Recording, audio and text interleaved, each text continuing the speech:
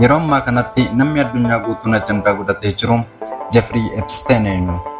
Modeelli lammii Meeksikoo dureeyyoonnii fi beekamtoonni addunyaa kana dhala namaa yeroo nyaataniin arge jettee dubbatte irra maaltu ga'e?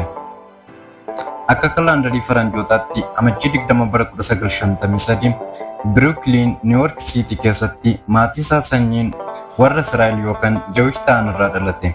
Jeffrey Epstein maatii jaallatamaa keessatti akka dhalate guddate ollaan isaa dhugaa ba'uuf. Bara ijoollummaa isaa barumsatti qaxalee waan tureef ijoollota ollaa barsiisuun qarshii argataa ture. Umuriin isaa waggaa 5 yeroo turetti meeshaa muuziqaa piyaanoo haala ajaa'ibaan taphachiisuu danda'e ture. Namoonni yeroos isa beekanis mucaa kennaa addaa qabu jechuun ibsaa turan. Mana barumsaa sadarkaa lammaffaa yeroo baratu barumsi baay'ee isatti salphachuu irraa kan ka'e kutaa lamarra utaaluun waggaa 16tti barnoota isaa xumure. Sana booda yuunivarsiitii New York seenuun maatimaatikaal saayikooloojii qara'uu jalqabee barnoota digirii utuu hin argatiin barnoota addaan kute. Sana booda umuriin isaa ganna 21 yeroo turetti digirii malee mana barumsaa sadarkaa lammaffaa tokkotti qacaramuun fiiziksii fi herreega barattoota barsiisuu eegale. Waggoota dheeraa booda yakka shamarran umuriin hin geenye gudeeduu inni ittiin himatamee mana hidhaatti darbatame kan irratti mul'achuu jalqabe yeroo kanattidha. Wayita sanatti shamarran xixiqqoo barsiisuu waliin haasaa fi gochaa hin taane eegale. Maatii barattootaa barsiisuu kanneen waliinis walitti dhufeenya cimsuun booda keessa isaaniin akka maamila egereetti abdatee barsiisummaa irraa hojii isaa gara hojii faayinaansiitti jijjiire. Hojii barsiisummaa irraa amala fokkisaa agarsiiseen kaafame gara damee hojii haaraa kanaatti dabarfame kan jedhanis jiru. Maatiin barattoota kanneenii qabeenya warra qaban waan ta'aniif isaan irraan namoota isaanii waliin wal beekan waliin wal baruun hariiroon isaa guddataa dhufe.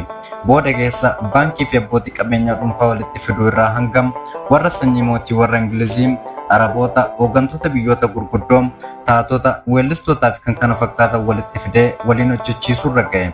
Gurguddoota addunyaa kan wal qunnamsiisus odola dhuunfaa isaa maqaa isaatiin moggaasu keessatti. Xayyaaraa fi doonii isaan ijoollee umuriin isaanii wal hormaataaf hin geenye biyya garaa garaa irraa butuun gara odola isaatti geessisa.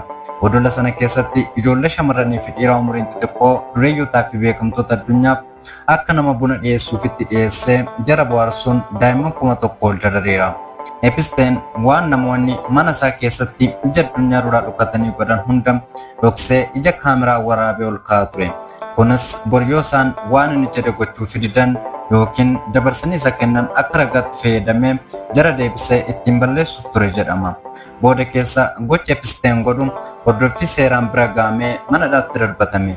Utuu mana dabaa keessa jiru lubbuu isaa balleessa jechuun hagayya 10 bara 2019 dhalatee umurii waggaa 66tti du'uun isaa gabaafame.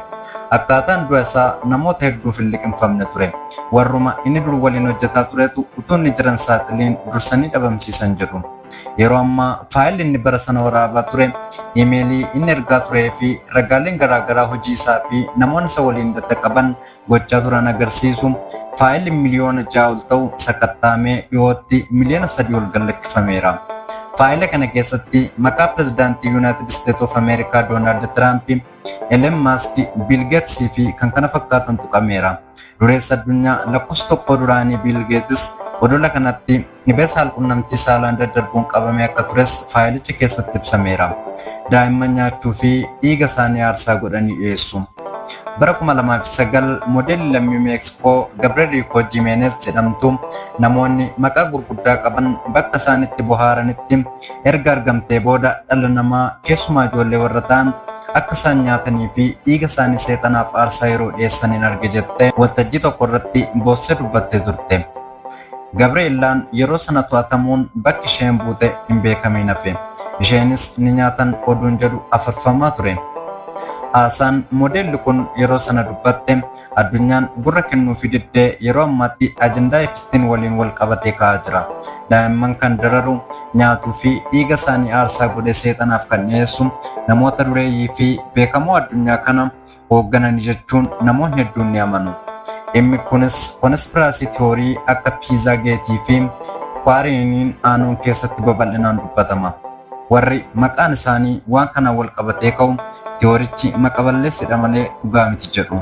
Yeroodhaa gara yerootti tiyoorii kana kan dhugaa jechisiisu ba'aa jira. Raapparii beekamtuun Niikii Minaaj illee Wanti kun dhugaa akka ta'e gidduu kana sooshaal miidiyaa irratti maxxansaa jirti. Kun giddoo baayogiraafiidha.